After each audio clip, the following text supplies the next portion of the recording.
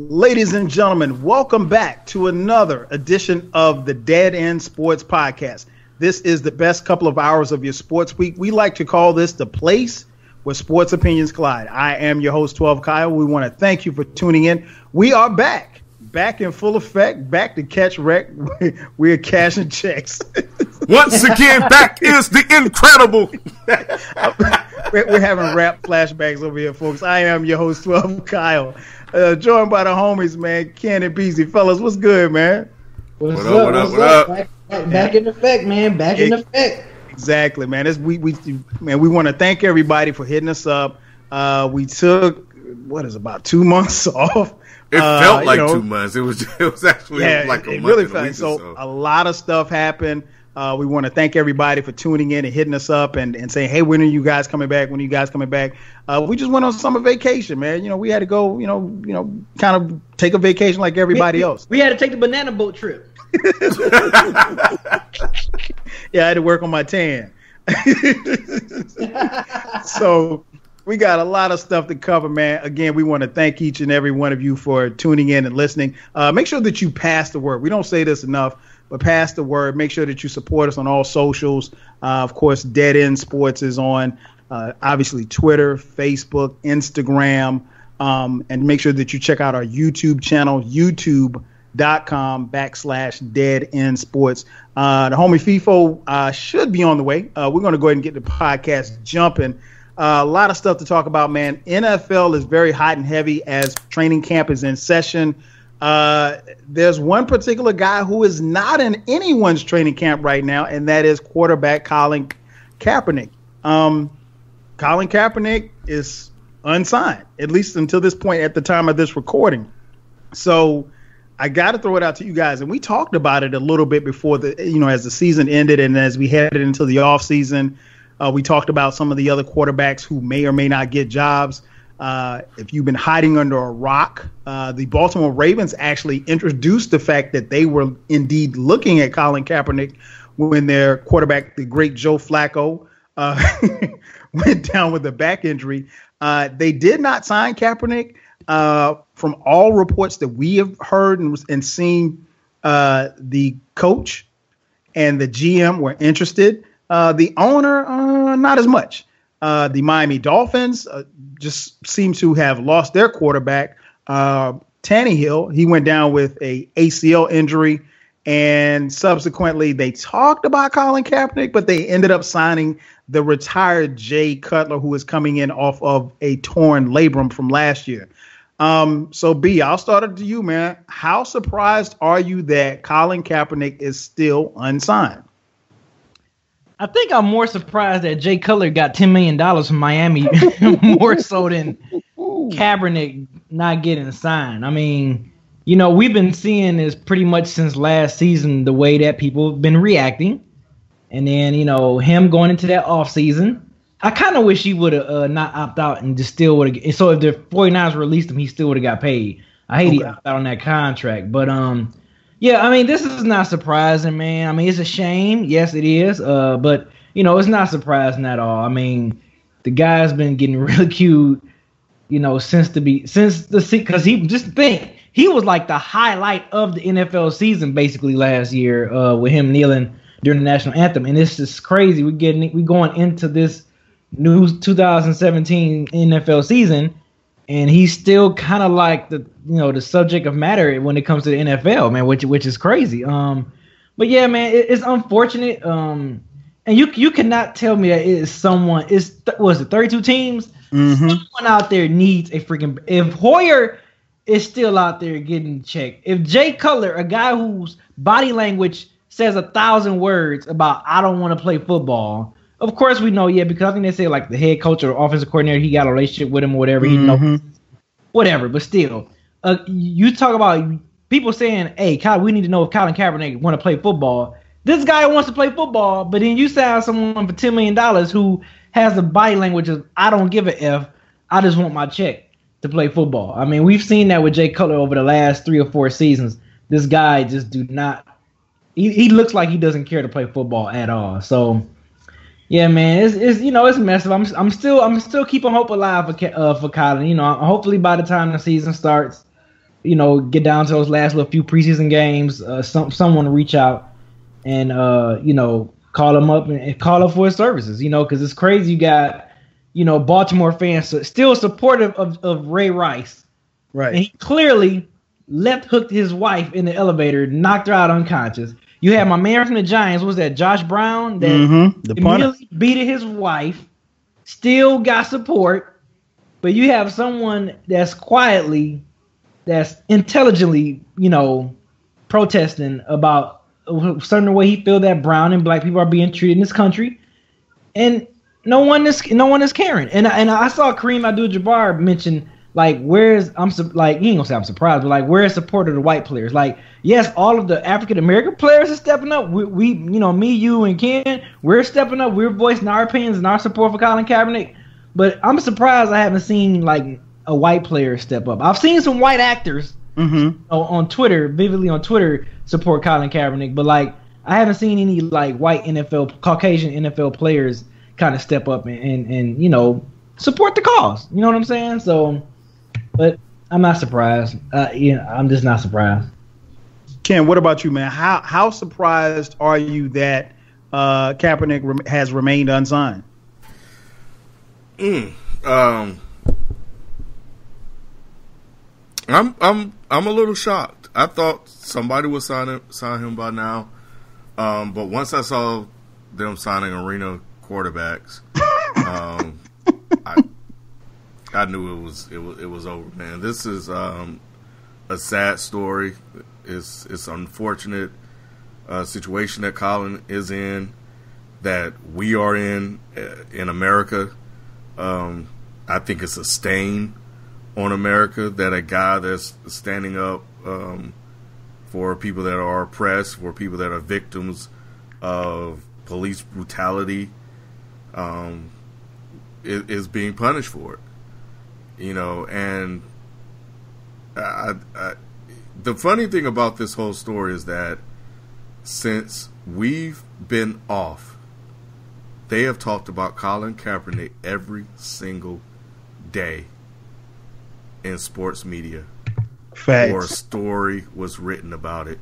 There is not that much to say about this situation every single day other than the same thing that we've heard every single day, over and over and over again. And what I like about the Cutler signing is that it dispelled the narrative that I'm hearing, that I heard from people about, I don't know if he wants to play football. He needs to do a press conference. He needs to come out and say he wants to play football. He needs to do this, that, and the other. Is what is it? Is football his interest? Is that where it's like all of these things that the media are spinning up and saying that he needs to do. Like B said, here's a guy that had another job, was ready to go do that job, and didn't give a damn about football anymore, and he got a call. He told you he didn't want to play football, and he got a call. Clear, white privilege. And I know some of you out there will argue the signing from a football perspective, and you are absolutely right. Cutler is the better fit in Miami. I don't care about the Castro thing. I don't think they would have cared about that either. But people in Miami know about that more than I do, so I'll defer to you guys on that. But Dan Le Batard came out and spoke out about the signing and Colin's situation, and I'm pretty sure he's Cuban, and he knows about so he knows about the Castro shirt. But yeah, man, I think I'm with B. At some point, he will be signed. Somebody will get hurt over the next 4 weeks, and somebody will have to pick him up because the guy has NFL starter talent. We know that he's not very accurate, but there are a lot of quarterbacks that are not. And there are a lot of quarterbacks that are accurate that can't play a lick anyway. But this is clearly, it's clearly a stay in your lane, boy. It's a message, not to Colin Kaepernick, but to everybody else in the NFL to not say anything about what's going on in the world and just take this money that I'm giving you and play for this money. Buck dance for me.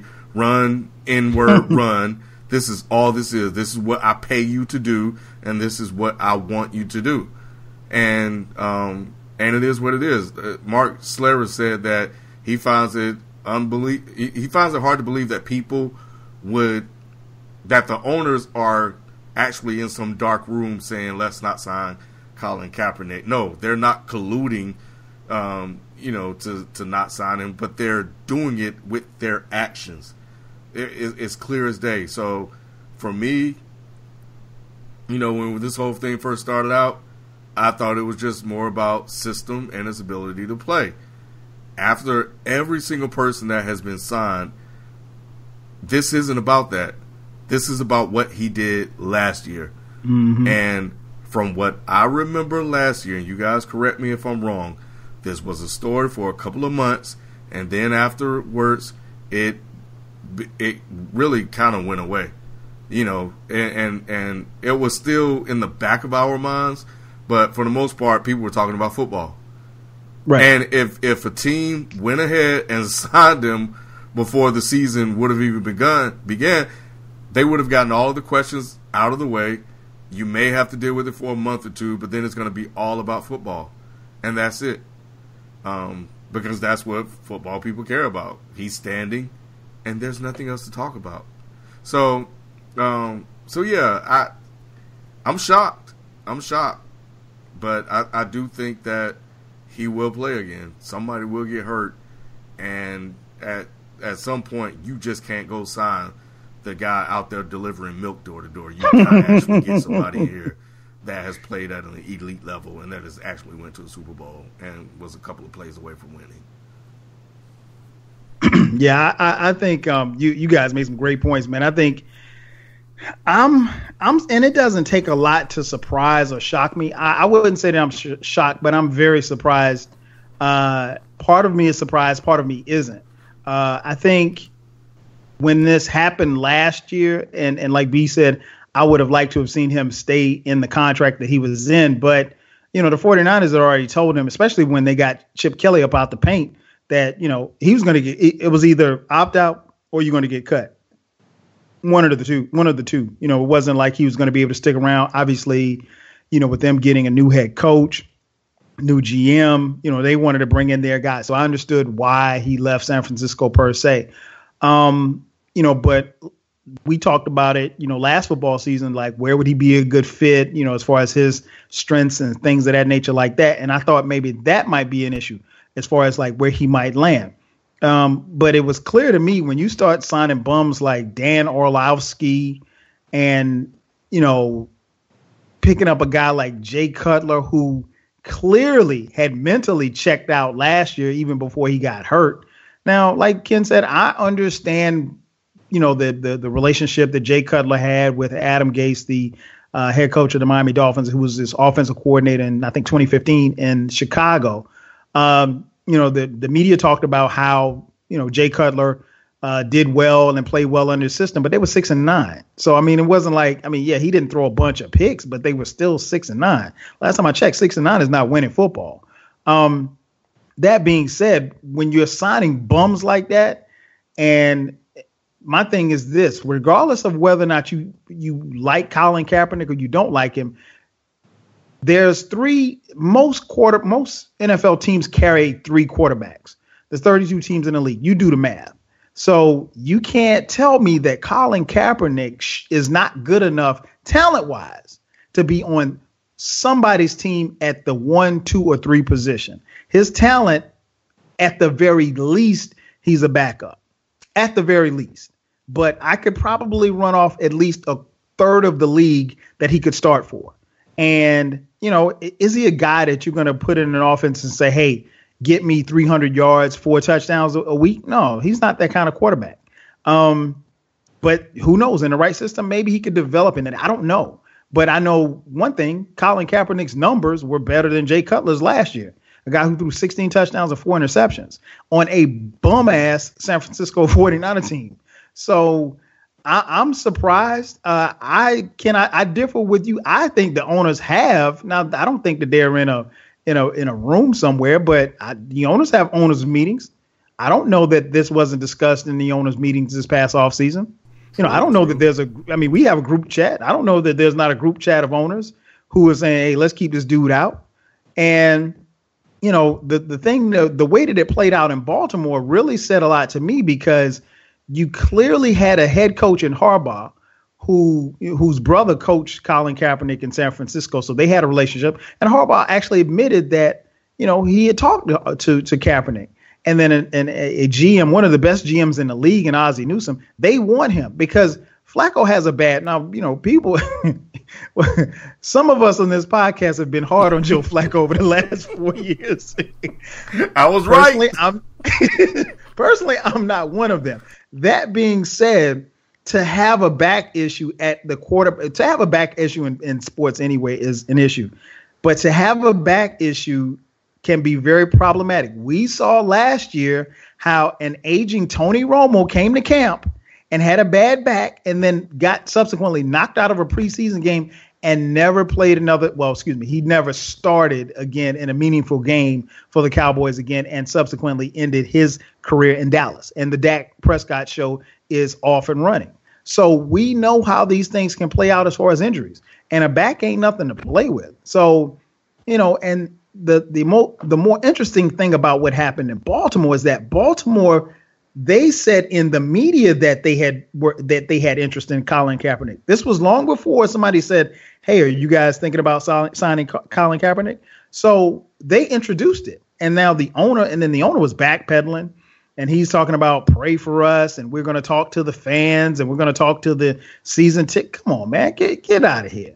I would have more respect for these owners if they just said, you know what, we're just not going to let him in. If you had a press conference tomorrow and said, look, we're not going to let him back in the NFL, I wouldn't like it, but I could respect the fact that, this is what you're saying. But don't piss on me and tell me it's raining. That's what's happening here. And every time, and like football is a game of attrition. There's going to be more quarterbacks that's going to get hurt. And as soon as somebody gets hurt, the first thing they're going to say is, okay, well, what are you going to do? The Dolphins had the gall to say that they considered Jay Cutler, Colin Kaepernick, RG3, and Tim Tebow. Tim Tebow's playing baseball, right? I mean, Tim Tebow has not thrown a pass, I think, in like 3 or 4 years. And RG3, I mean, hell, you might as well sign me.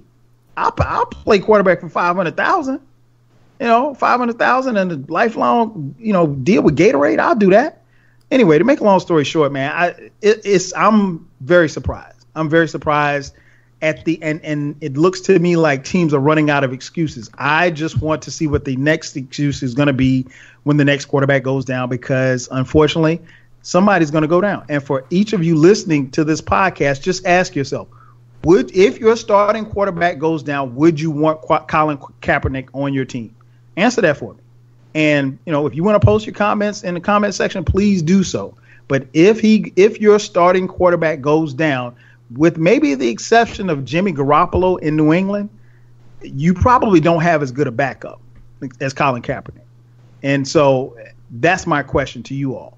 So, B, I'll throw it back to you. There's been a lot of talk about fans, and we've seen it on social media. A lot of fans talking about they will boycott games if Colin Kaepernick is not signed. What do you think about that? Do you think that that's going to be effective of fans boycotting these games if indeed the season rolls around, kicks off next month, and Colin Kaepernick is not on an NFL roster? No, I don't think it's going to be effective. Folks going to still watch football, no matter how you feel about it, no matter what you say, no matter you call it a no fun league. People are still going to gather up on Sundays at a bar somewhere and watch their favorite team or their favorite player play. I would like for it to have a positive effect for Colin Kaepernick, but just reality, it's not. I mean, guys playing fantasy football like myself and Ken and you, like, we're still going to watch the sport and we're still going to check for it at some point. I can't see millions and millions and millions of fans like not watching an NFL game to the point where it's going to affect their pockets. I just don't see that happening. I mean, it has to be over. Something super serious have to happen, I think, for players to for fans to not wanting to watch, and it's affecting the NFL money. But I really don't see this happening to the effect where it's going to hurt the NFL money. The shield. Mm-hmm.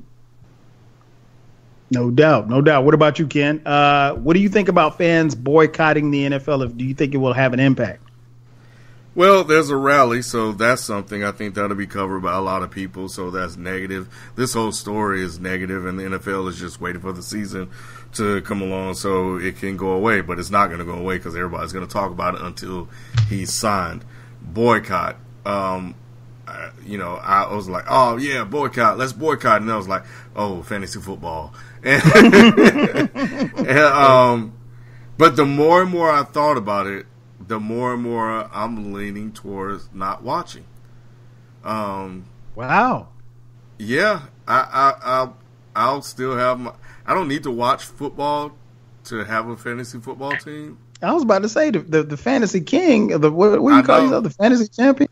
But if am I gonna do I care about what's? I clearly see what's happening to this guy, and it's like I feel like something has to be done.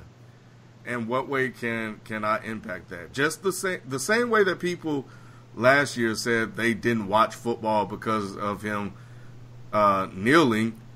I can also say that I'm not going to watch football because they are not signing him. I think it can go both ways.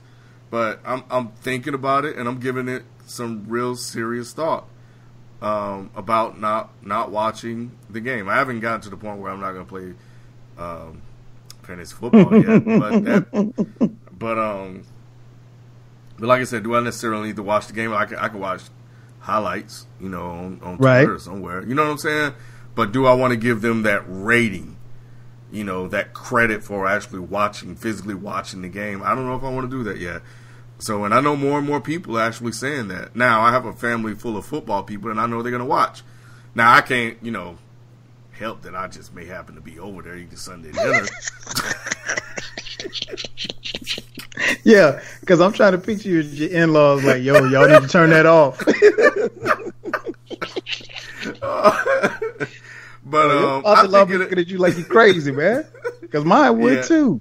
But I'm with B, man. I don't think it's going to have that much of an impact. Just like the people that didn't watch last year didn't have much of an impact on the game either, man. The NFL is going to continue to do what it does. Yeah, I think let me start by saying I commend anybody who has the desire to boycott the NFL for on the benefit of Colin Kaepernick being shut out or blackballed out of the league. I don't begrudge anybody who chooses to do so. I know what the NFL is, and I know what the NFL isn't. I know what it stands for and what it represents. And the NFL is about a bottom line. That being said, I'm not going to boycott the NFL because I just don't put that much into the NFL. I mean, football is, having played the sport, I look at it as entertainment, and but I also understand the reality is that these are men who are basically trading on their bodies. And they've basically, we're watching guys and we're getting enjoyment out of people, running into each other. And, 10, 15, 20 years from now, they're going to be some of them will be hobbled and crippled. Some of them will have brain issues, and probably a lot of them will have brain issues. And, to be honest, as fans, we won't care. We say that we will, but we don't. And I get it. That's the harsh reality of where we are. That said, I think, and again, I don't want to tell anybody how to boycott and protest. I just don't know how effective it will be. If you have, let's say, 100,000 people, say, okay, well, we're going to boycott the NFL. I mean, 100,000 people is like a drop in the ocean. It's nothing to this. We're talking about $1 billion nonprofit organization. That's what the NFL is. It's a nonprofit organization. My suggestion, and again, because I don't want anybody to think I'm telling them what to do, but I think if you want to boycott the NFL, you have to hit the NFL in its pockets. And the way that you hit the NFL in its pockets is you boycott its sponsors. So if you're seriously thinking or considering boycotting the NFL, you got to boycott FedEx. You know what I'm saying? You got to boycott Delta. You got to boycott Anheuser-Busch. So you can't drink beer, you can't fly Delta, you can't order packages through FedEx or UPS. That's how you or drink Coca-Cola. It has to be across the board. And then when people are showing up, if let's say, I don't know, 100,000 people showed up at the stadium outside of Jacksonville, or 100,000 people showed up outside of Lincoln Financial Field in Philadelphia, or the Benz here in Atlanta. If you have that kind of people, that amount of people boycotting and protesting at games, you can get the NFL's attention. I think if you say on your private, Facebook page or on your private Twitter account that you're going to boycott the NFL, honestly, they don't know that you exist. And I'm not trying to be harsh or being funny, but that's the reality. I mean, so the NFL they're moved by money. Think about it like this. There was a whole bunch of people that talked about how they were going to boycott Vic if he ever came back to the NFL. And when there were people, a good number of people who, gave away their season tickets in Philadelphia when he was signed to the Eagles. But there's a 20-year waiting list to get season tickets for the Eagles. So the Eagles didn't miss that. They didn't miss the people. There was more people to get season tickets. So it's not like, again, it's a drop in the bucket. I don't want to make it sound like I'm trying to discourage. I commend anybody for doing it. I just think if you're going to boycott, you got to hit the sponsors too. It just can't be just about turning off the NFL, because guess what? There are no Nielsen ratings boxes on our TVs. You know what I'm saying? The way that they we still aren't sure how they compile these data numbers, but the way that they compile the data numbers as far as who's watching, we're still not sure of that. So when you turn your TV off on Sunday, they may or may not even know that you exist. So if you say, well, I'm not watching, then, you just missed the season of NFL. And my thought, in my heart of hearts, I don't think Colin Kaepernick is going to play another NFL game. I hope like hell I'm wrong. But if you decide to move away from the NFL, you might be moving away from the NFL for good, because I just don't think it's going to happen. But again, I don't want to discourage anybody. I don't want to sound like I'm hating, because I'm not participating in any kind of boycott or what have you. But I think if you really want to boycott, look at all of those sponsors. There's hundreds of NFL sponsors. If you start taking your money away from those sponsors, and if we look at it, we deal with NFL sponsors way more than we do the NFL, because we drink Coca-Cola, we drink beer, we ship our packages through FedEx. And all of these are NFL sponsors. So you take your money away from the sponsors, then they'll feel it.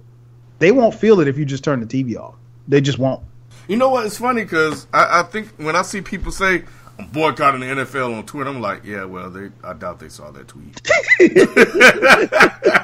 Yeah, I mean, your private page, your private Twitter, or your open Twitter page with, 4,000 followers. I mean, not even your 4,000 followers saw your tweet. So, I mean, it's, again, I'm not trying to discourage anybody. I think if there was a mobilization and, like you said, the rally, I think that's a start. I know Spike Lee has been behind some things, and the NFL is hoping that this story goes away. And Ken, I think you make a great point. If Kaepernick had been signed already, this would have been, this would have been white noise at this point. There would have been some noise coming into whatever training camp that he was coming into, but he's already said he's not gonna take a knee. It's almost like it's just punishment for what happened last year. And to my knowledge, correct me if I'm wrong, but everybody else who took a knee last year with Colin Kaepernick has a job. So you can sit here and say he's not being blackballed, but if everybody else is in the league and he's not, that says a lot. Hey man, who did they kill? They killed Malcolm X, and they killed Martin Luther King Jr. Yep. They killed the person that was spearheading the whole thing. Mm-hmm. Exactly. So, and that's usually how it goes. So, Colin was the face of the movement last year, and he did a great job. And I think, again, I'm hoping and praying that he does land on the team. But I mean, the NFL at this point, they're running out of excuses, because there's not much. If you're talking about calling Tim Tebow, come on, bro. you playing now. Let's move on to basketball now. As you guys know, we've been away for a couple of weeks. So, I mean, one of the biggest stories that dropped when we were gone, Kyrie Irving wants out of Cleveland. Ken, man, on a scale of 1 to 10, with 10 being the highest, How surprised are you that Kyrie Irving wants out of Cleveland? I was shocked. I was completely shocked when the news broke. Now, after it broke and I sat and I thought about it, it makes sense. Do you want to be there next year if he leaves? Probably not. You already know what that team's about. You have a ring, so you might as well go try to be the man somewhere else. It makes sense. And you're basically beating LeBron at his own game. This is what it feels like. This is what it feels like when LeBron has done this to other people in the past. This is also one of those stories where it broke like right after we went on vacation, and they talk about it every day. Mm-hmm. Yes. Yeah, and everybody's this was like, a story for a whole week. Yeah, and it still is. Like, every day there's something new that comes out, and it's like a loop of people kind of saying the same thing over and over again. First of all, I'm surprised that LeBron is being made out to be the bad guy here. That is completely shocking me because he's not the one that asked for a trade. LeBron has turned into a villain in this whole situation. And every single tweet, every single Snapchat, anything that he does is seen as a shot towards Kyrie. The second thing, if LeBron is the leader that he says he is, I am completely shocked that he hasn't called that man by now. Because if that's your boy, if you're a mentor, as soon as you heard about it, you should have got on the phone and be like, "Hey man, what's up?" Because I thought we were trying to do this, and we were trying to do something to have a one-on-one conversation about what the future really looks like for both of you guys next year and this year. So that's number two, and number three, man, I just think this is Kyrie looking ahead and planning for his future, and he doesn't want to be stuck with a team that has no chance of winning. Or better yet, if he, I guess he's looking at it like, if I'm going to be stuck on a team that possibly has no chance of winning, why delay the inevitable? Right. Why don't I just go ahead and get started now? Now you put yourself in a precarious situation because, like that tweet you guys sent us, they could trade you to the worst team in the league. Mm-hmm. And you'll be stuck there for 2 years. And but losing, before LeBron got there, I mean, you were used to losing anyway, so it'd just be business as usual. But yeah, I was shocked by the news, and I applaud Kyrie Irving for wanting to stand on his own too. To go be his own man. That's what you're supposed to do. If you want to be that dude, you gotta put yourself in a position to be that dude. And at this point, he's felt that he's learned as much as he can from LeBron, and he's ready to move on. And I can't knock him for that. True indeed. What about you, B? We got the word almost at the same time, and the texts were flying back and forth between us.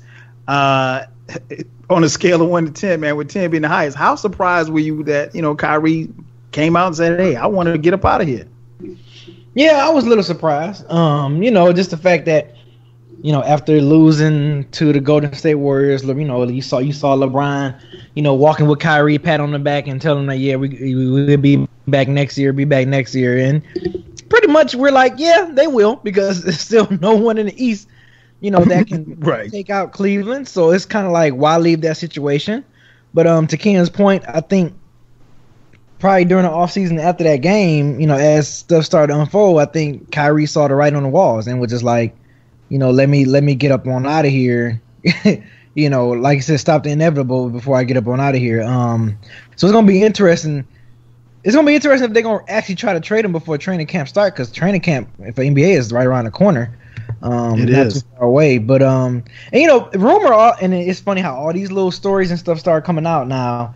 But of course, rumor had it that when LeBron made his announcement that he was coming back home, Kyrie wasn't too welcoming of it, because he figured he had just signed a 5-year. Yeah, less than 2 weeks prior to that. Yeah, he signed this huge deal, and he's thinking well, cool, I'm about to be the man here for a little bit, and maybe they about to put some pieces around me, And then you got the alpha dog and LeBron James coming there, and it's kind of like and he brought Kevin Love. And Kevin Love, yeah. But he really had to like kind of take a step back to LeBron James because LeBron James was coming there. So it was the rumors has that he was like wasn't too happy and welcoming for LeBron coming there, but they made it work. They went to 3 straight finals, won a championship out of it. At this point, like Ken said, he got his ring. He want to go somewhere and try to be the man. I'm like, damn. It was shocking. It was shocking. I was like, damn. And the way it came out, the fact that, from what we know, him and LeBron didn't have this conversation prior to. So, and it's funny, all the little stuff came out. Talking about LeBron's camp leaked out the information. Right. And LeBron on Twitter talking about something. No, that's wrong. You need to get your facts straight and all that stuff. So, I mean, yeah, it was a lot of drama. Like, even though, you had other sports stuff going on, but the NBA was still the hot topic, weeks after the NBA Finals was over and after the draft and all that stuff, you still had NBA was still front and center of news, of sports news. So, yeah, that was crazy, man. It's just like now I'm just sitting back waiting to see where he's going to go, because at this point it feel like they have to let him go before training camp starts, because that would be one awkward training camp. If Kyrie returns there, to the Cavs this upcoming fall. So they gotta. I'm interested to see where he's gonna go and what Cleveland can get for him. Rumor has it that Detroit was one of the teams. I think they said Minnesota was one of the teams, but I think Cavs was asking for too many of the young core players. And what was the other? Phoenix? Phoenix was another one. Phoenix is in the mix, but they don't want to give up the rookie Jackson. Yeah, they don't want to give up Jackson. So yeah, it's gonna be interesting to see who's gonna finally like kind of just be like, all right, F it, we'll make this trade or whatever. Because LeBron ain't gonna be playing with Kyrie Irving this upcoming season. It's gonna be Kevin Love and whoever else they can bring over in that trade. It's gonna be interesting. And I gotta admit, man, on a scale of 1 to 10, I was at 10. And it takes a lot to shock me, but I was shocked. And when I think you were the first one to send the text, and I was like, "Yo, wait a minute, Kyrie." And first I think when you first sent the text, I was like, "Nah, this got to be a rumor. This got to be some TMZ. This got to be some TMZ stuff here." But yeah, man, I'm still surprised that Kyrie wants out of Cleveland. And we've all heard the reasoning, if you will, as to why he wants out. Honestly, that still surprises me, because I would think, and maybe it's just me, I would think that you would want to play on the same team as LeBron James. Now, if it was, and this might upset some people, but I don't care. If this was Kobe, it might be a different story. And that's no shade on Kobe, even though it sounds like shade. But I mean, but LeBron, I mean, like this is the best player of your generation, one of the best players that we've ever seen. I don't think it goes without saying about that. And I can understand to some degree at being 20, Kyrie's 25, wanting to be the man someplace else. And yeah, you can have some level of complacency to some degree because you got a ring. So most guys are ring chasing. He's got the paper. He already got. I mean, he's gonna get. And then that's another thing too that we didn't even talk about was that, obviously if he leaves Cleveland, he doesn't get a chance to sign that supermax deal in a couple of years. Now, granted, we don't know what LeBron is going to do, come next season, after next season, and a lot of speculation is that he's going to go to LA or he's going to leave Cleveland. Personally, I don't see at this point. Now, you could talk to me maybe 6 months from now; it might be different.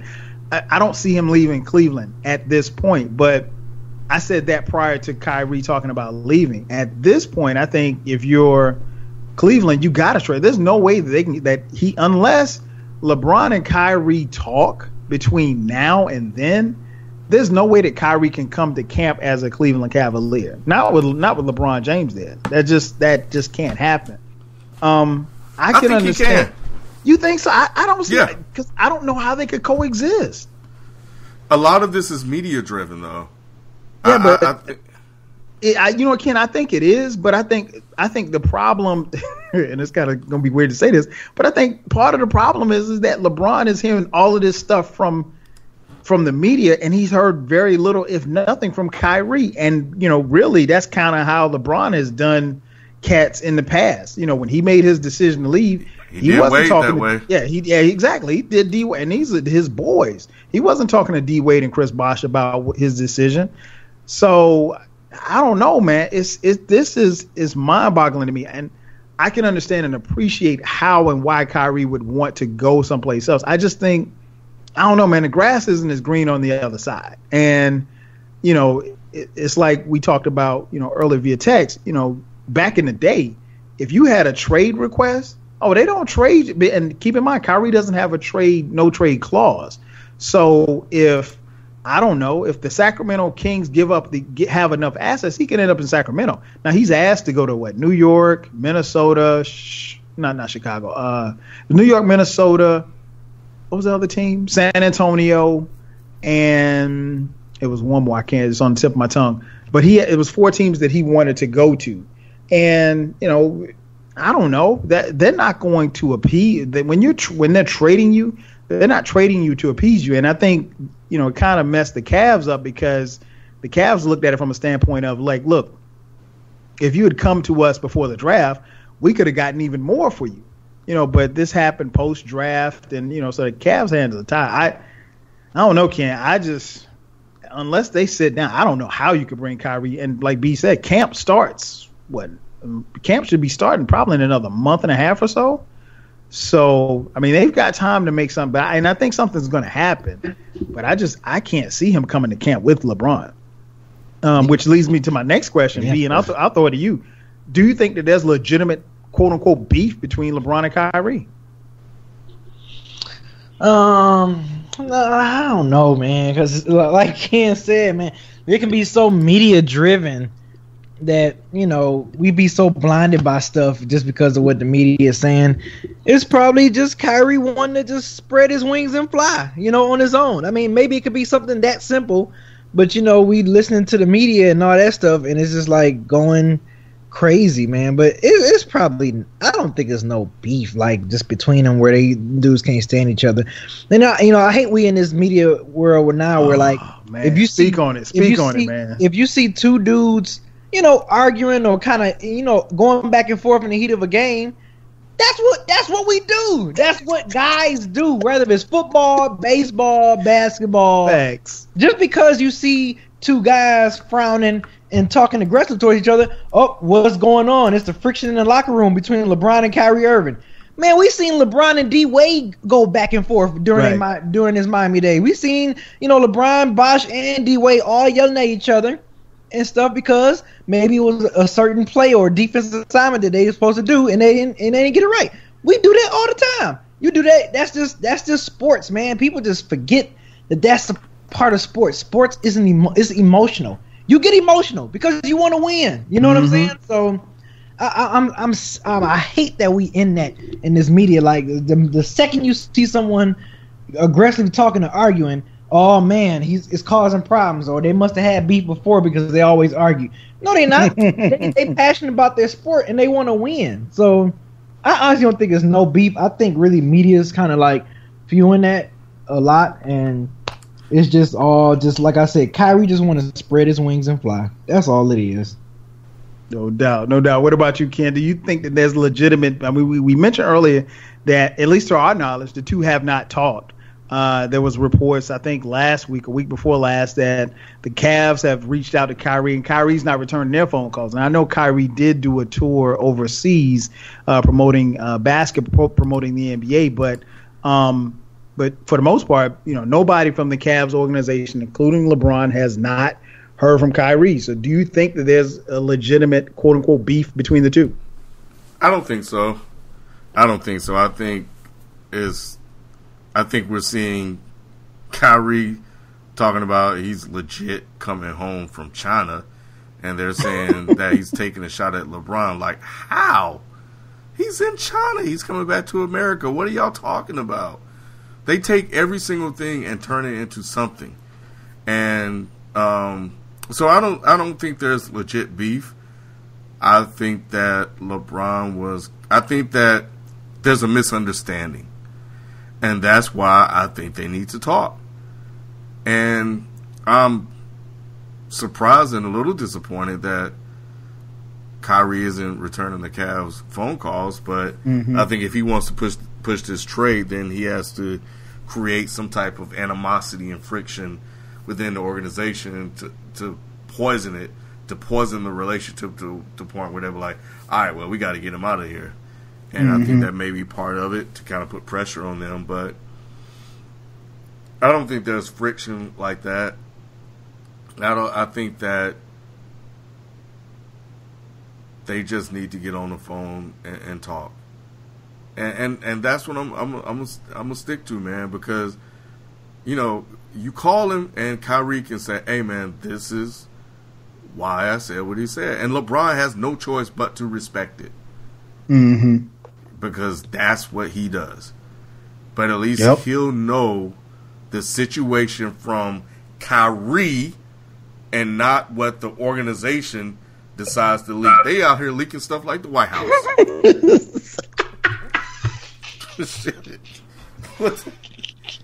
That's what this was. Hey, you know what? It's probably about as much drama in Cleveland as it is in Washington. That's no doubt. That's a great point, man. I agree with you guys, man. I don't think it's beef, if you will. I'm a little bit surprised because, again, none of us are privy to any of this information because we don't know LeBron or Kyrie. But I think, at least from the outside looking in, they appear to be cool with each other. And we all play sports. We know, just because you're on the same team as somebody, that doesn't mean that you're friends.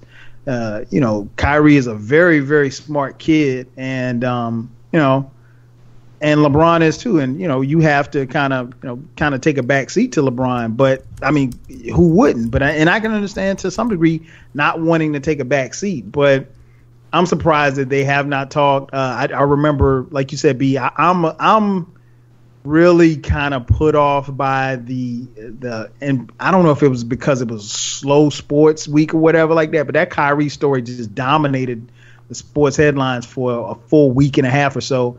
And I remember your boy Stephen A. Smith said that he was told, quote, that LeBron said if he saw Kyrie, he'd want to kick his ass. And, I was like, come on, man, really? You really think LeBron wanted to kick Kyrie's ass? Come figure on, of speech, and Stephen A. Smith wrong for reporting that. And he ran with it. Yes. And, and what made it worse was Stephen A. Smith was on vacation. He came off vacation to call in, to run the story. I'm like, come on, man. It ain't that much having, it ain't that much about having a scoop in the world. But, that's another story for another day. I don't think that there's beef. I would be shocked if Kyrie Irving is a Cleveland Cavalier at the start of training camp. So we got a couple weeks, so we'll see how this thing plays out. But again, as of right now, we don't know where Kyrie is going. We don't know where his head is. We do know for a fact that he and LeBron have not talked. And by all indications, he has not talked to Cleveland. So he appears to be on the move. Speaking of someone on the move, Carmelo Anthony has had an adventurous summer, to say the least. Phil Jackson got up out the paint. They hired a new GM. There's been rumors about Carmelo going to Houston to play with James Harden and Chris Paul. The Knicks not so much sold on trading Carmelo. There've been some proposed trades. Obviously, Carmelo has a no trade clause in his contract, so he can veto any trade. But he has said, at least off the record, or the rumors is that he only wants to go to Houston. He isn't even considering going to Cleveland to play with his boy LeBron. Not to mention Lala's on Power taking her clothes off. So it's been you ain't seen that? I don't watch Power. I don't watch Power either, but I've seen the clips. Good Lord. So I watch Power. So B knows. So it's been an adventurous summer for you, man, Carmelo Anthony. So B, I'll start with you, man. With the shakeup and everything in the front office, do you think he will be a Knick next year? Or do you think he plays elsewhere?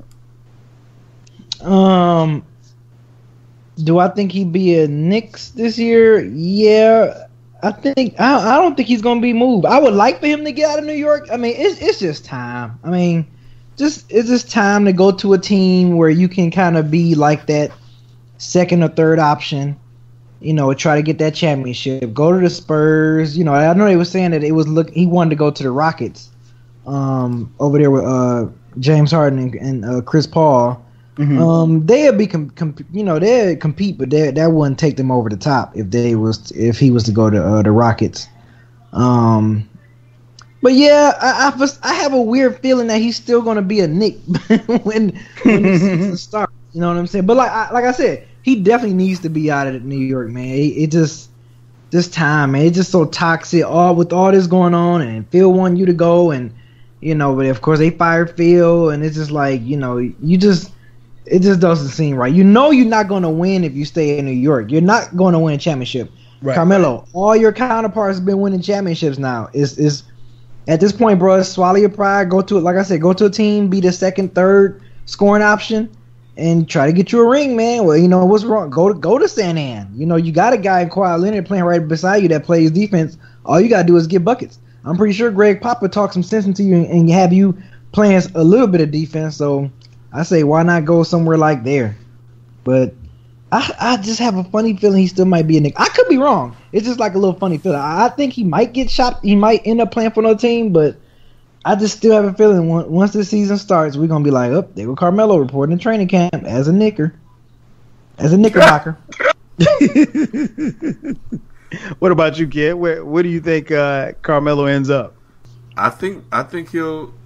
I don't know if the Rockets have anything to trade him anymore. Mm-hmm. After what they did to get Chris Paul, so I think I might be with B. I think he'll be back in New York for the next season. Yeah, I agree. I'll make it a trifecta, man. I think he ends up back in New York. I think based on the trades proposed trades that we've heard, teams just aren't willing to pull the trigger on it. And, they're not going to trade Melo for, fish heads and rice.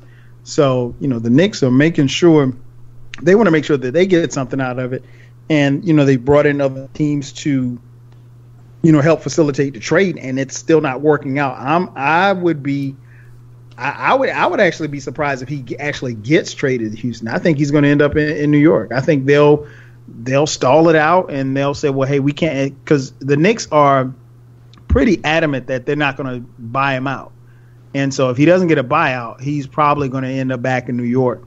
Again, we got a couple months to see what happens, but and I don't think, especially with Phil Jackson being gone, I don't know that playing back in New York is necessarily a bad thing for Carmelo. He's already he's been there, so I can understand that. I can understand him wanting to leave, especially if they're dangling the carrot of the possibility of playing with Chris Paul and James Harden in Houston. Houston just doesn't honestly have enough to give up with, to facilitate the trade. I mean, nobody wants, what's the guy's name? Ryan Anderson. I think he's got a big contract and he's kind of injury prone. So, that it sounds good in theory. And even if you put Carmelo on a, Houston Rocket led team, they could definitely challenge the Warriors. I don't think they could beat them, but because it would depend on how much bench they would have to give up. Because we've seen the Warriors win, and it seems like everybody else has lost their damn mind. Everybody's scrambling trying to catch up, and teams really starting to look pretty bad as far as how far they're falling behind the Warriors. Because it looks like the Warriors, barring injuries, are going to have a pretty easy run next year. But we got time. We'll see what happens. Now let's move over to baseball. The LA Dodgers, man, are at the time of this recording 79-32, 47 games over 500, and they are clearly the best team in baseball. They right now look like how the Warriors did midway through the season, where it looked like they were just clearly the best team. So Ken, I'll throw it to you, man. Is it a failure if they don't win at all? Yes, absolutely. But the funny thing about baseball is that happens a lot. Because baseball is just a funny sport where a team just get hot in the postseason, and next thing you know, they win it all.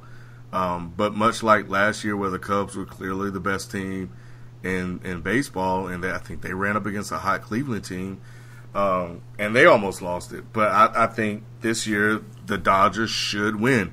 I mean, they got it all. They have a bullpen. They have a rotation of Kershaw. They dealt for Darvish, Alex Wood, Rich Hill. I mean, they got guys that can lock you down. And that matters, especially in the postseason. But not only that, Kyle, they can hit. They can hit. So they'll put up 6 or 7 on you in a heartbeat, and there's nothing you can do to catch up because their bullpen or their starting pitcher is going to lock you down. They can come back on you because the offense is so potent. So if you got a shaky bullpen, once they get into that bullpen, it might be a wrap. And I think what worked out for them early in the season was when they had injuries, especially to like the hitters, Gonzalez, Justin Turner, Jock Peterson, and I think there was somebody else. But they had to bring up Cody Bellinger. So having him, the Dodgers version of Aaron Judge, has been watch it. Hey, they're like a couple of home runs from each other. And remember, Aaron Judge started the year out. He started the season out with the Yankees. So Cody Bellinger is slightly behind. So if they would have started out at the same time, they might be tied. He'd probably be ahead, or at least he might be ahead. Yeah. So and then this other kid, Chris Taylor, who seemingly came out of nowhere, and he can hit, for power. He can steal. He can hit for average. So they have damn near the complete team. They're on pace to win 115 games. They have won 44 out of their last 51 games. Unreal in baseball. I don't think I've ever seen that before. That's 44 out of 51, bruh. That's crazy.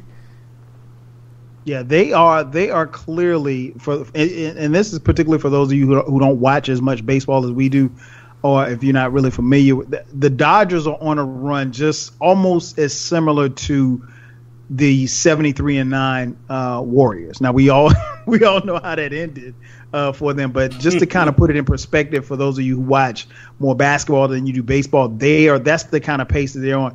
I mean, like Ken said, when you win that many games, 43 out of 51, that's and baseball is we all know it's a long ass season.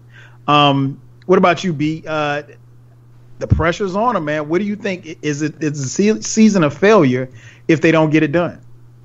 Yeah, but like we've all stated before, baseball is one of those funny things where once postseason play starts, it literally does not matter. Because hockey is another one of sports that's like that too, where you can have all this nice regular season and then playoffs come and we've seen 8 and 7 seeds play for the Stanley Cup. It's just funny like that. And same way with World Series, the lower seeds can advance at any given moment. Pitching can get hot, fielding can get hot. Like anything can be going for you. Hitting can be going for you.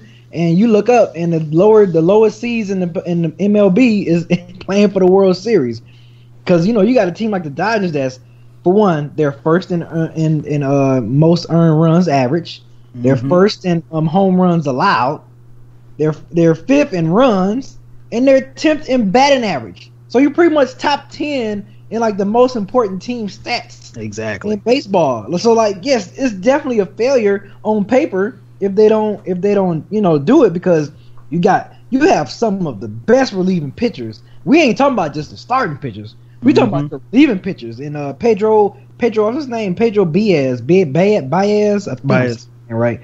Tony Sangrani, Brent Dayton, Josh Fields. Another one. They got Watson. They got Watson, Tony Watson from Pittsburgh. Yamin Garcia. Like they have a plethora of relief pitchers that can just go in if the starters get tired or whatever, and if it's time to make that switch, they got guys in that bullpen they can just throw right out there and be like, all right, we got you. So yeah, man, I love it, man. I like seeing just a dominant baseball team that's just dominant like that, man. So I think, yes, it would definitely be a failure if they don't win. Hell, get to the World Series, but if they don't, it'd be a failure if they don't even make it to the World Series. If right.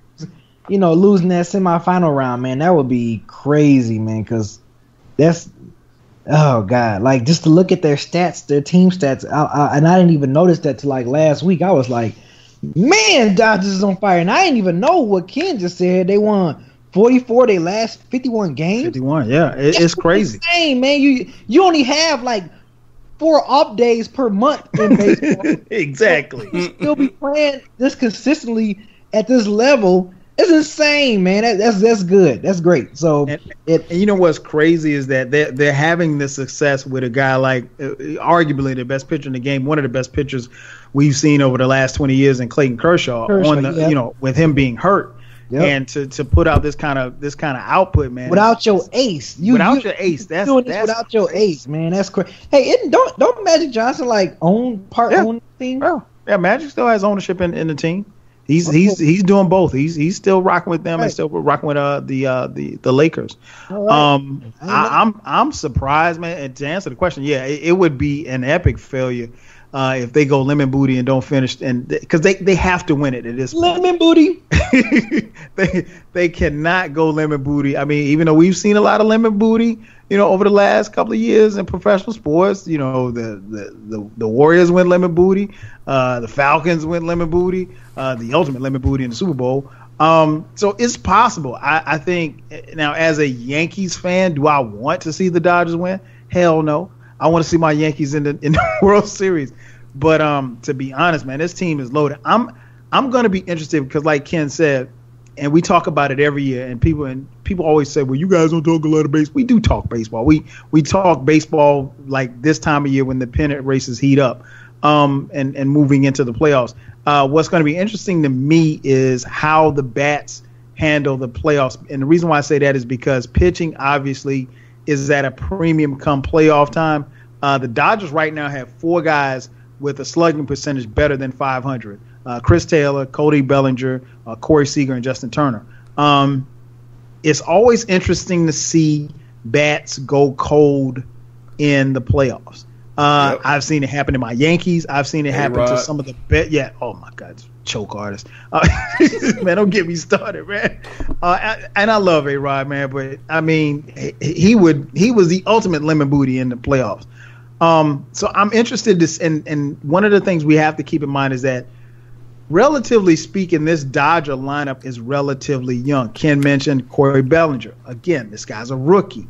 What happens when the bright lights are there and you're on the big stage and you're not playing against, the worst team in the league every night or every other night? You're playing against the best of the best and you're on the biggest stage and you have to produce. And let's say you have, let's say you go in a slump. Let's say of those 4 guys that I mentioned, let's say 3 of the 4 go into slumps.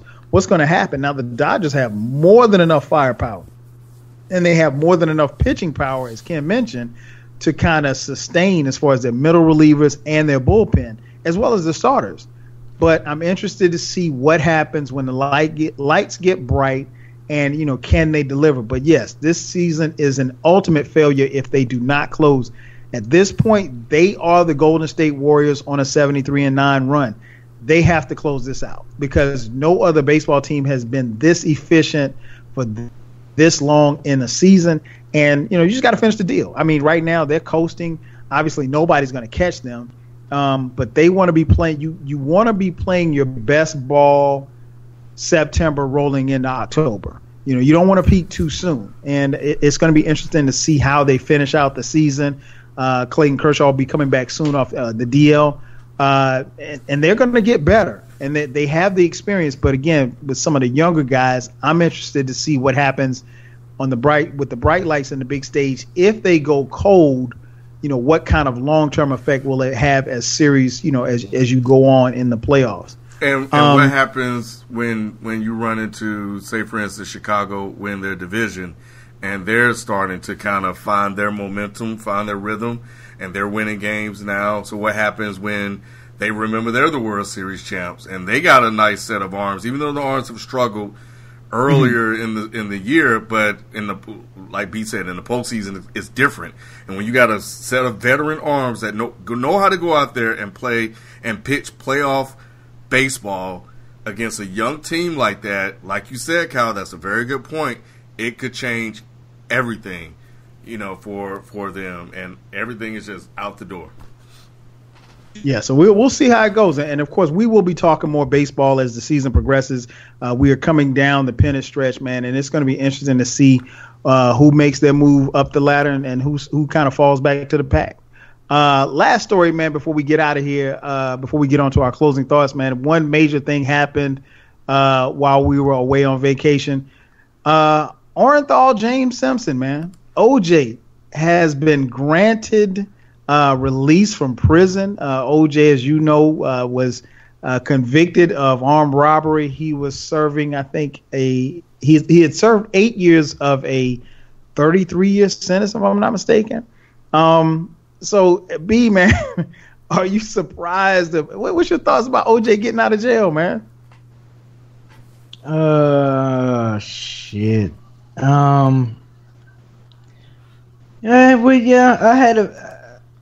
not surprised.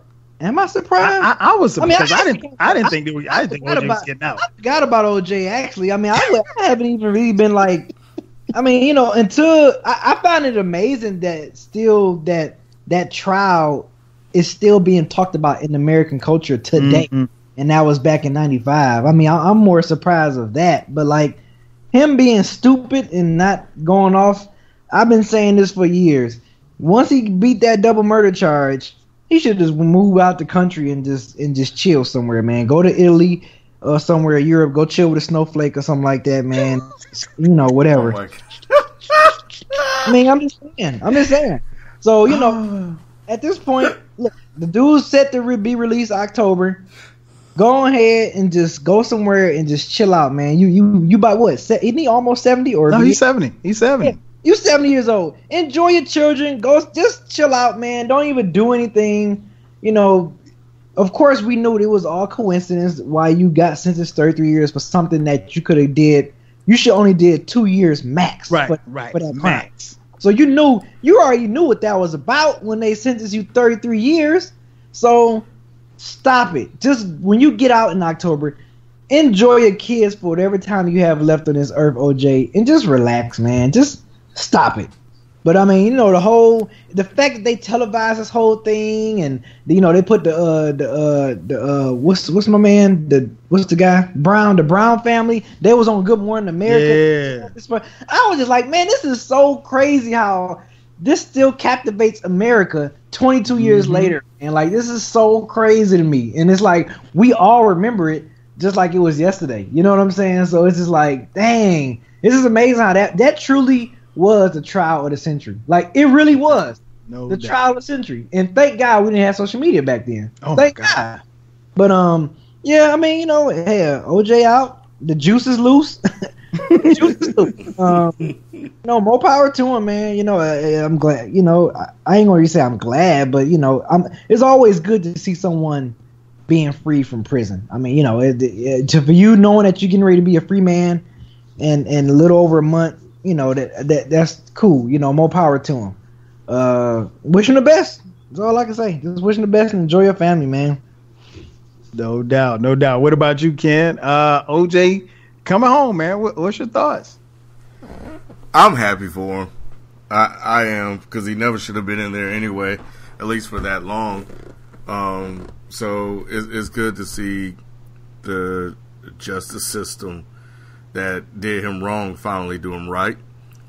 And I'm happy he's going to get out, as he deserves to get out for the crime that they put him in jail for. And that's not listen, OJ, don't hang around, don't come back to the hip hop side. Don't hang with all them black folks you were hanging around with when you got locked up. Because you blaming the black folk on OJ getting locked up? Look, hey man, I love my people. Y'all know I do. But if OJ would have been around some white people, see, because black folks was egging him on, man. Like, hey, man, go get they got your stuff, man. Go get your stuff. Don't let them get your stuff. Hey, Ken, it was like, yo, man, I wouldn't take that shit if I was you. Exactly. And OJ got hyped up and took his ass in there, and they free and he locked up. White people wouldn't have did that to OJ. Funny. They wouldn't have did that. They would have went and got a lawyer.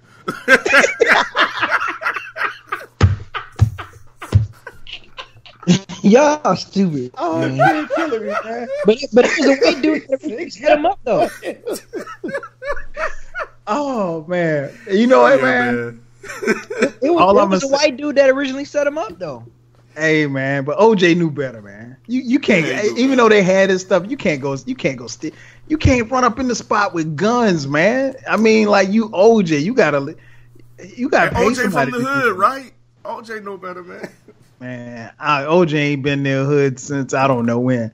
OJ, if you're listening, and I'm sure that you are, because you're in prison, you don't have anything else to do but listen to podcasts, and play checkers and shuffleboard.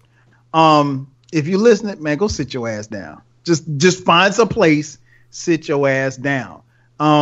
Also, OJ, this is this little thing. It's been a very, very popular phenomenon that happened while you're away. It's called Twitter. Stay away from Twitter. No, please don't get on Twitter, dog. Don't get on Twitter because OJ. I can see OJ getting on Twitter and trying to slide in somebody's DM and be posting that shit on their timeline and getting jammed up. Nah, man, don't do that. Just stay away from Twitter. Yeah, what the hell y'all talking about? OJ going straight for Jay-Z, man. Oh, he don't want another jigger. Jay stabbed people. Yeah, right. Yeah, Jay got kids. He not playing for no fools. But yeah, man, OJ, stay away from Twitter, stay away from Tinder, stay away from all of these sites where you can pick up women. Cause I got a feeling, man, like, yo, OJ is just 2 years. Give him 2 years. OJ is crazy enough to just do something dumb. And I mean, like, I could see him soliciting a prostitute and getting busted all over again. So, word to the wise, OJ, I know you're listening, man. Just go sit your ass down somewhere. Don't just, we know you're not going to go look for the killer. Play some golf, enjoy your family. Oh, that's messed up, Kyle. I mean, you remember OJ was talking about he was looking for the killer. He was on the golf course looking for the killer. Where the hell are you going to find a killer at, man? Go look in the mirror if you want to find the killer. That's so dirty.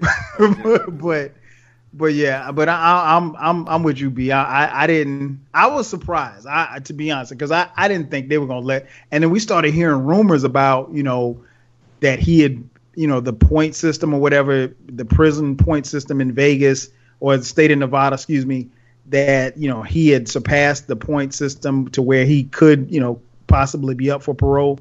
And I was surprised. I didn't watch any of the TV coverage of it. But boy, it was a whole bunch of people pissed off that day, boy. Man.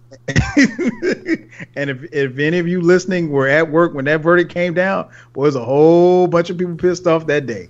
I was happy. It was a good day. I was cool, man. Everybody in my office was cool, but I went on social media, man, and I just typed in his name, and that was it. That's all. I just looked back and just looked at the tweets. It was just funny. They were so mad. Oh my God, man! It was, wasn't it? They were so angry. Oh my God! So yeah, OJ, if you're listening, man, just sit your ass down. Don't do nothing. Don't say nothing. Don't do no interviews. Don't write no books. Just chill, man. You 70, I need all of that. If you want to do an interview, come to Dead End Sports, man. We'll get you right. We'll set it out for you. But other than that, you don't need to be talking to nobody. You don't need to be on Twitter. You don't need to do anything. Just chill out. Man, we've come to the end of the show, man. It's time for our closing thoughts. Before we get out of here, let me remind you guys, make sure that you hit us up on social media if you haven't done so already. Make sure that you subscribe to this podcast. You can find the podcast on all platforms, Apple Podcasts, SoundCloud, Google Play, Stitcher. Make sure that you subscribe to our YouTube channel, youtube.com/Dead End Sports. Make sure you hit us up on all socials, Facebook, Twitter, Instagram. Make sure you hit us up individually as well at BZ430, at 12Kyle, the number 12KYLE. And Ken, what's your new Twitter? It's Kenneth Inge, right? Kenneth B. Inge. Kenneth B. Inge. The B is for best, as we the best. So it's time for our closing thoughts, man. B, you're up first. What do you got for your closing thought, man? My closing thought is, man, shout out to Ice Cube for creating this Big Three basketball tournament, man.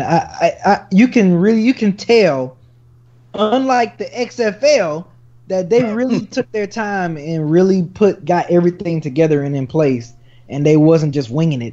And they really this league they've been like on a tour, so like every week they go to a different city, and that thing been selling out like crazy, man. And people been going, celebrities going to the game, current NBA players are going to the game, so like this really seems like is really hitting off real good. And I hope this is here to stay for some years, man. I hope every summer, this Big Three is just taking off more and more, and they go tour in more cities, and maybe add some more teams. You know what I'm saying? Because I think this is really cool, man. I've really been enjoying it. It's been keeping my summer, me watching some TV every weekend. Pretty cool, man. So shout out to Ice Cube and the company for really putting together something enjoyable to watch, man, and see some good competitive 3-on-3 basketball, man. I mean, these guys are playing like. These guys are taking this seriously. This ain't no, 3-on-3 fun, ha laugh, whatever. No, these guys are getting each other's faces. They talking junk. They angry if they lose. Like, these guys are taking this for real. So, shout out to Ice Cube, man. I love to see, black men out here that's really taking their time, putting their mind and stuff, and then this coming out great. Like, that XFL was just like watching that 30 for 30. I did not know that it was just such a cluster, and they was really just winging it. Like they were just winging it. They didn't have nothing planned or nothing. But you can tell with this league, they got stuff planned and everything is ready. So yeah, man, it's cool, man. Shout out to Ice Cube. So that Big Three, if you haven't, check it out. It comes on FS1.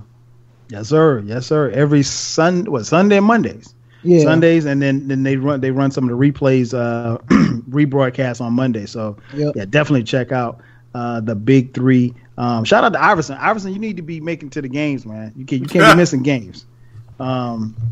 He was actually suspended for one game for not showing up. But yeah, the Big Three has been really, really dope. Ken, what about you? What's your final thought? Well, I definitely agree with B. Once I saw they had the Junkyard Dog, I knew it was official. Hey man, how old is the Junkyard Dog? Man, that dude has to be about 50, dog. That dude older than me, man. He gotta be. And he still look the same. He sure do, don't he? Hey, I knew something was up when I saw Junkyard Dog sitting courtside at like Saturday All-Star night for the slam dunk. I was like, yo, how's that dude still in the building? Junkyard Dog is Jerome Williams for those of you listening who don't know who we're talking about. Former Georgetown great. Anyway, yeah, it's been fun to watch. OJ, I'm glad you did your parole hearing the way you wanted to do it, and you didn't, cater yourself to the man and be all humble and yes sir, no sir, this that, and the other. Nah, you were OJ. You were OJ, and I appreciate that. So I thought that was dope. So that's that. The second thing I have is look, I don't know what happened this year compared to the years in the past, but whenever we went on vacation, after the NBA playoffs, it's always been quiet. And this year, I don't know what happened, but there was story after story after story after story, and I was like, man, we're not around to lend anything to the conversation. Exactly. What I didn't know was that most of the main stories that kept hitting would still be around a month or so afterwards, which says a lot about what you guys have to talk about. The fact that you guys got to talk about the same thing over and over again. So, but nevertheless, we were still able to thankfully get our thoughts on those things out, and pretty much we're caught up. So we're ready for football, and we're here to kick this thing off. For those of you that's gonna watch. Damn right. Yeah, you're right, man. The news cycle left and came back, and was still here when we got back. So my final thought, man, is a salute to the guy who I call the greatest Olympian, and that would be one Mr. Usain Bolt. I will go on record as saying Usain Bolt is the greatest Olympian that we have ever seen. And that includes Michael Phelps, that includes Jesse Owens, that includes Carl Lewis. Usain Bolt is a guy who, keep in mind that the 100 and 200 were never run and had world records in it by nobody never held world records in both. This guy did it, 3 times? As you all know, Usain Bolt has finished his career this past weekend. He had his final race in which he lost to American Justin Gatlin. And if you saw the race, Usain Bolt, he didn't look the same. I mean, he finished third, but I mean, I can't really criticize a guy for running like a 9.99 when he's finishing third. But he has dominated his sport. He has put his sport on the map. He's made us care about track and field even when the Olympics weren't around. He was flamboyant, he was boisterous, but he always backed it up, and he carried his country on his back. And say what you want about any other athletes from their era, there was no scandal with Usain Bolt. There were people that might have had whispers about is he on something. I mean, we live in an era where an athlete can't do anything well without you accusing them of doing something. But there were never any scandals. There were never any problems like that. And I think Usain Bolt, like I said, he carried his country and did it well and represented very well. And he put track and field on the map when there was a huge segment of the population that didn't even care about track and field outside of the Olympics. So to Usain Bolt, man, salute. I don't know what he's going to do next, but I'm sure he will be great in doing that. Thanks again for checking out another edition of the Dead End Sports Podcast. For FIFO in his absence, my boy Ken Beasy. I'm your host, 12 Kyle. We'll catch you guys next week. Peace. The juice is loose. Stay away from that Viagra too, Juice. He gonna load up, boy. Viagra white women.